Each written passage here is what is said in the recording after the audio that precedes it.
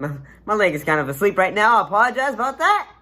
So, growing up in the 90s, you know, like, there would always be TV shows that we would watch, based around films. Wedgies! Anti-wedgie security system. And today is one of those ones we'll be spotlighting. So do you remember the movie series The Mummy?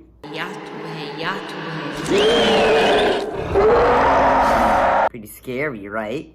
So what if you took all that scary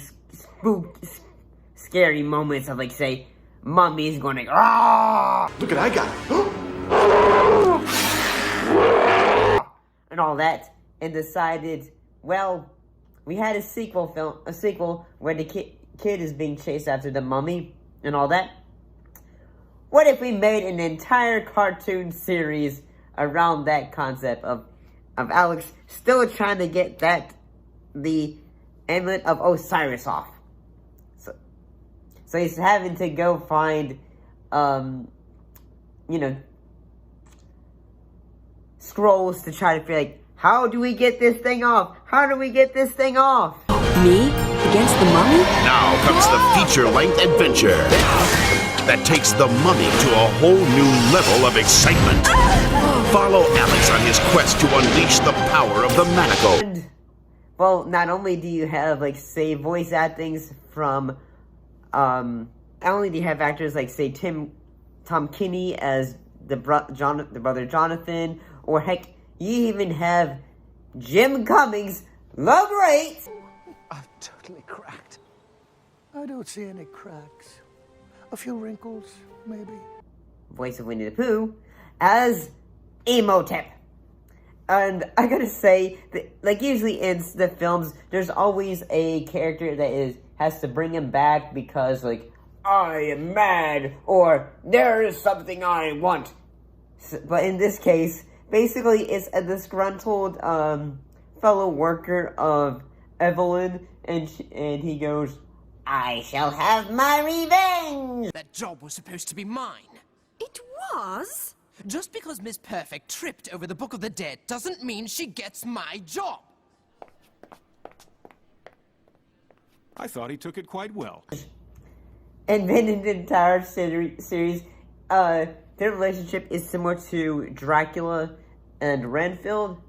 If Dracula and Renfield were a very gay couple who were and Renfield was just like saying, Renfield, hurry.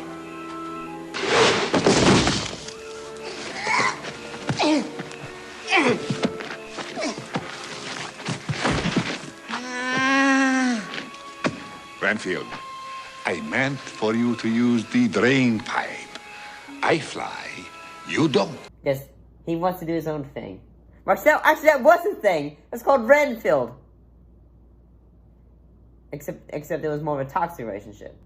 But for this, I actually watched quite a few. So before I get into my total thoughts of it, so the show ran from 2 seasons, and each of them had 26 episodes. From September 29th, 2001 to June 7th, 2003. The first season is, in a way, trying to figure out, okay, we need to find the scrolls, and the second season is Alex trying to figure out how to use the manacle of Osiris, in a way, while they're still trying to fight Imhotep. So each episode is, in a way, about them going to a location, finding an artifact that says, go to the next place, in a way.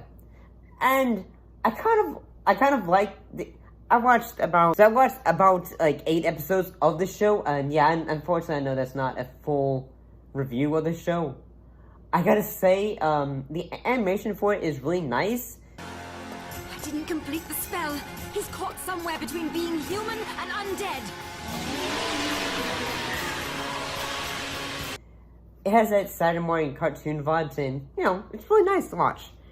The things I kind of liked about it was in the fact that instead of just like say, oh, the characters are only going to be staying in Egypt, because that's where mostly the films took place.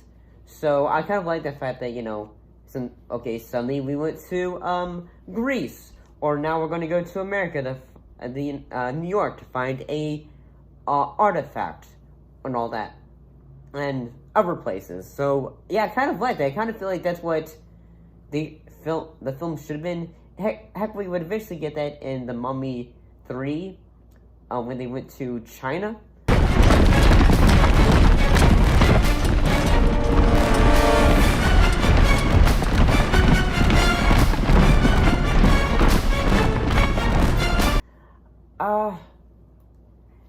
Actually, didn't think about this show, as I didn't watch it growing up. I think the thing that makes me remember about it, though, was in the fact that Taco Bell had toys from it when they were advertising the show, like say, hey, don't forget, kids, watch our show about the mummy. Taco Bell presents Nacho and Dog. Next on Pet Hospital. Hey, Nacho, think I'd look better with a new schnoz? Yes, let's see. Aha! Dr. Nacho, will I ever smell again? You smell plenty already. Now when you buy a Taco Bell kids meal, you can get the groovy superhero Earthworm Jim. There's the Worm Launcher, the Rocket Ripper, and more. You can collect all four at Taco Bell. Nice, but what happened to my old nose? All ignite. Taco Bell! And one thing that, the beginning of the first episode is that Imhotep becoming full powerful again, and then suddenly he loses his powers. So, yeah. It wouldn't have made sense if the entire show was him in human form, because then I feel like saying, well, he's no longer the mummy. Because you got a show called The Mummy, you want to keep him as the mummy. Which, yeah, that was always the thing that makes kind of be frustrating, isn't the fact that as the film was going on, it was just okay, he's got his human form back.